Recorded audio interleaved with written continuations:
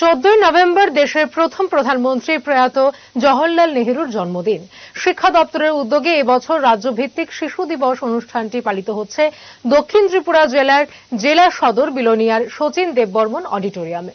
আজ এই রাজ্যভিত্তিক শিশু দিবসের উদ্বোধন করেন সংখ্যালঘু ও সমবায় মন্ত্রী শুক্লাচরণ নোয়াতিয়া।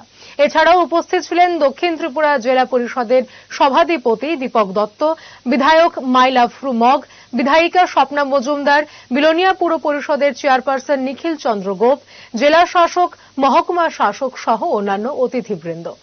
বক্তব্য রাখতে গিয়ে মন্ত্রী শুক্লাচরণ নোয়াতিয়া বলেন, আজকের শিশুরা আগামী দিনে এ দেশ এবং রাজ্যের ভবিষ্যৎ, তাই তাদের সঠিকভাবে পরিচর্যা ও পরিচালনা করতে হবে।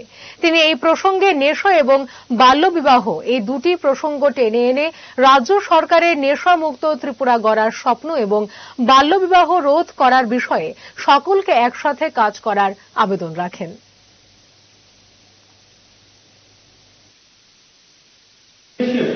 আমাদের সমাজের জন্য অত্যন্ত আমরা বলি যে আমাদের সমাজের জন্য শিক্ষা হচ্ছে মেরুদণ্ড। যে সমাজের শিক্ষা নেই ওই সমাজ কোনোদিনে উন্নত হতে পারে না।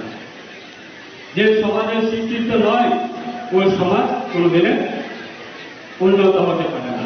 তার জন্য আজকে আমরা বলি আমাদের সমাজের মেরুদণ্ড হচ্ছে শিক্ষা, এবং এই শিক্ষা আমাদের রাজ্য সরকারের শিক্ষা দপ্তরের মাধ্যমে আমাদের যারা শিশুরা, আপনারা আগামী দিনে আমাদের ভবিষ্যৎ।